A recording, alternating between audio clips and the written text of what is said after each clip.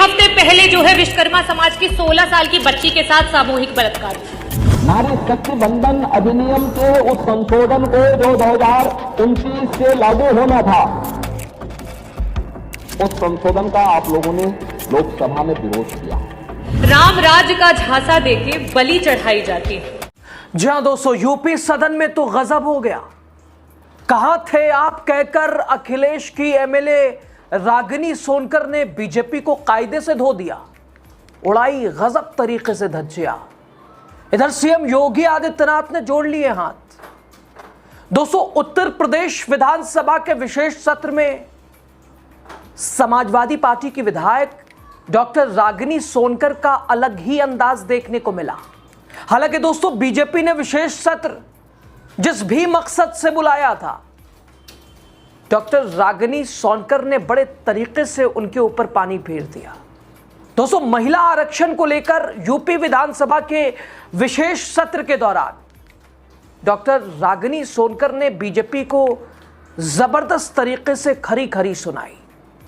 दोस्तों, महिलाओं के विषय पर, महिलाओं की भागीदारी और महिला उत्थान और महिला सशक्तिकरण, महिला सम्मान पर डॉक्टर रागिनी सोनकर ने वो सच्चाई रख दी बीजेपी के सामने जिससे अक्सर बीजेपी बचती है, भागती है। दोस्तों, वैसे उत्तर प्रदेश की सियासत में आज फिर से शय और मात का खेल देखने को मिला। योगी आदित्यनाथ ने विशेष सत्र बुलाकर सदन में जमकर प्रहार किया अपने हिसाब से। उनका जो डेफिनेशन है महिलाओं को लेकर, तीखे शब्द, बड़े बड़े दावे। लेकिन सवाल ये, क्या ये सिर्फ दिखावा नहीं था? दोस्तों, वैसे कितना अजीब होगा ना जब आप कहें हमारी सरकार और हमने महिलाओं के लिए ये किया, महिलाओं के लिए वो किया, मानो ऐसा कि आधी आबादी के लिए इन्होंने जो किया हुआ है इन्हीं का किया हुआ है।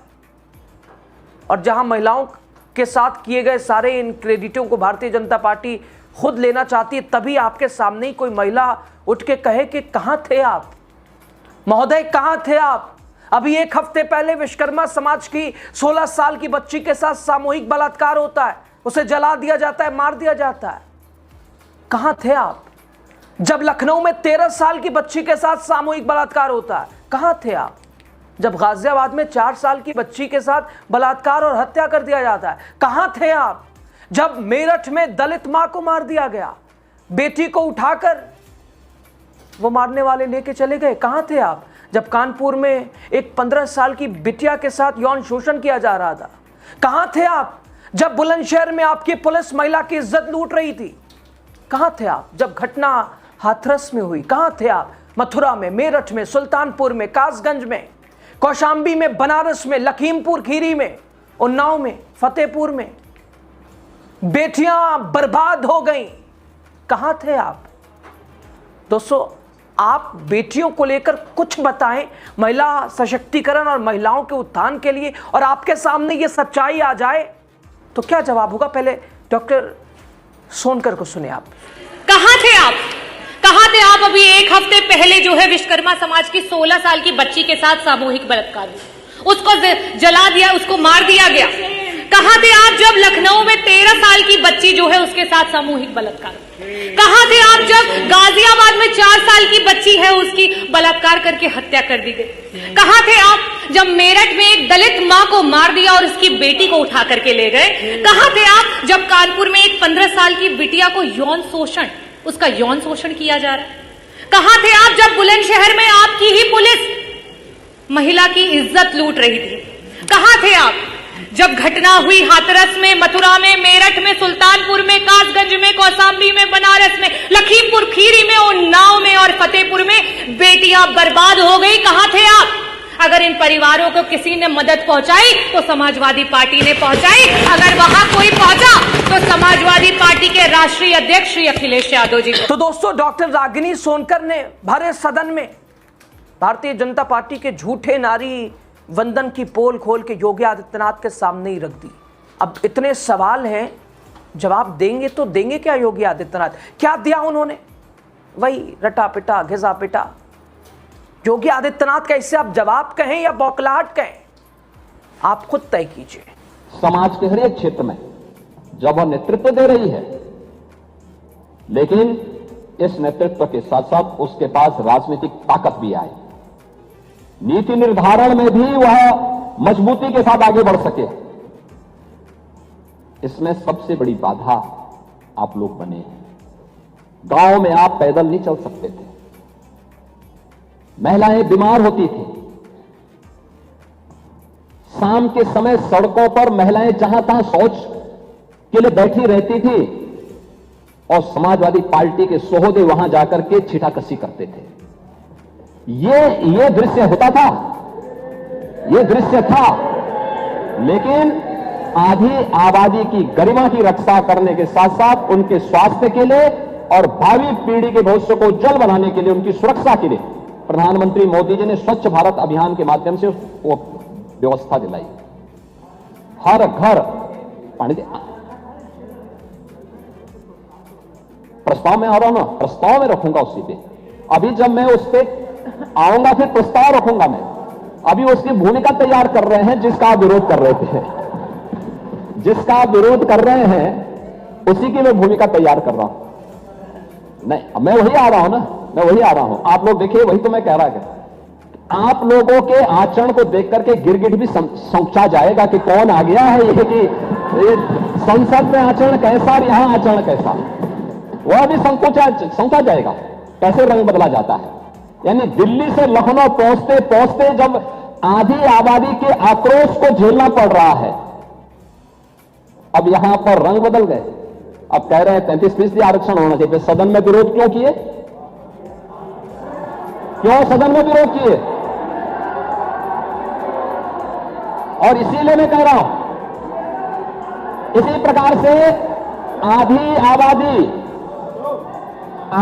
आबादी को देखिए, पहली बार आवास की सुविधा का लाभ भारत के अंदर 4 करोड़ गरीबों को प्रधानमंत्री आवास योजना का लाभ मिला है।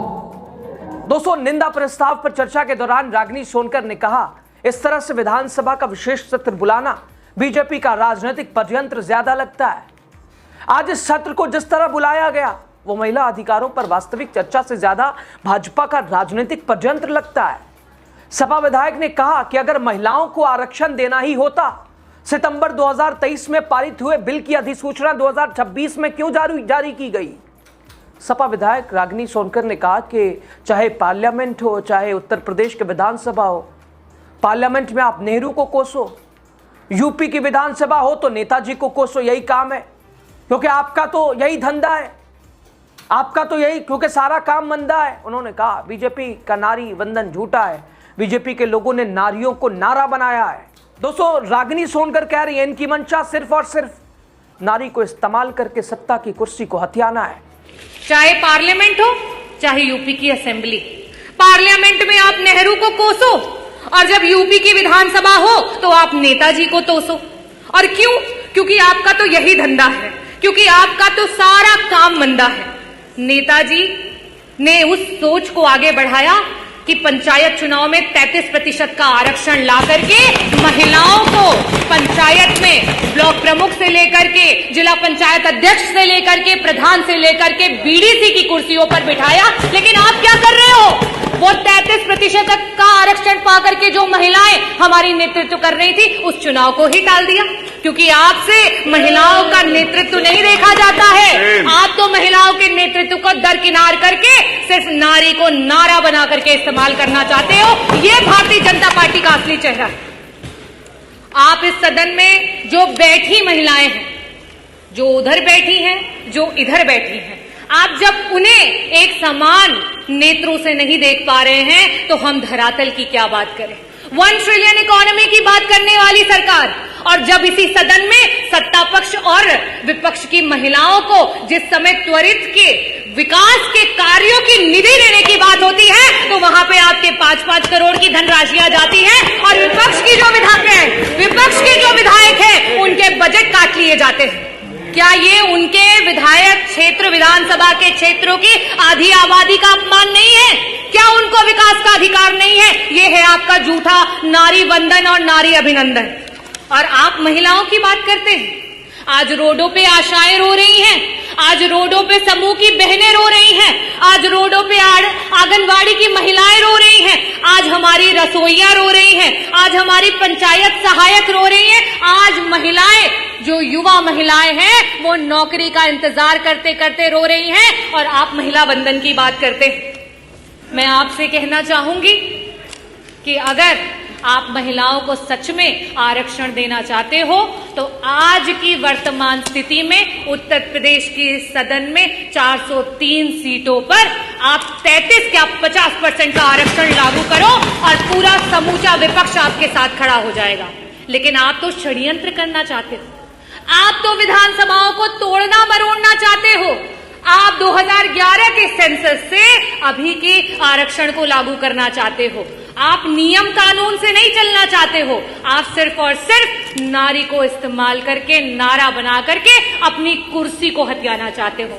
दोस्तों, इस दौरान डॉक्टर रागिनी सोनकर उन्होंने आंकड़ों के जरिए अपनी बात रखी, लेकिन रागिनी सोनकर बोले कविताएं ना हो, उस दुखती रग पर कविताओं के जरिए मौजूदा हालात, उन्होंने कहा कि मैं यूपी की नारी हूं, बेखौफ सताई जाती हूं, राम राज का नारा देकर बलि चढ़ाई जाती हूं, सिंदूर कोख और इज्जत नोच जिंदा लाश बनाई जाती हूं, नकली आरक्षण का धंधा देकर शतरंज नचाई जाती हूं, मैं यूपी की नारी हूं, हर रोज जलाई जाती हूं। कि मैं यूपी की नारी हूं, बेखौफ सताई जाती हूं, राम राज का झांसा देके बलि चढ़ाई जाती हूं, सिंदूर कोख और इज्जत नोच जिंदा लाश बनाई जाती हूं, नकली आरक्षण का धोखा देके शतरंज नचाई जाती हूं, मैं यूपी की नारी हूं, हर रोज जलाई जाती हूं। दोस्तों, तो इन तमाम सवालों का जवाब क्या है भारतीय जनता पार्टी के पास? होता तो दिखाई तो देता। वैसे दोस्तों, पेशे से डॉक्टर रही डॉक्टर रागिनी सोनकर 2022 में जौनपुर की मछली शहर सीट से इन्होंने चुनाव जीता और विधानसभा पहुंची। हर विधानसभा सत्र में रागिनी सोनकर का अलग ही अंदाज देखने को मिलता है और आज भी बड़े होमवर्क के साथ उन्होंने नारी शक्ति और खुद नारी होते हुए क्या हकीकत, क्या सच्चाई है, बतौर आईना प्रदेश सरकार और ढिंढोरा पीटने वाली महिलाओं के नाम पर उसे ऐसे दिखाया है। लेकिन इस चेहरे में बीजेपी को तो अपनी शक्ल दिखाई देगी, नहीं दिखाई देगी। योगी आदित्यनाथ के जवाब से तो नहीं लगता। इससे क्या कहेंगे आप?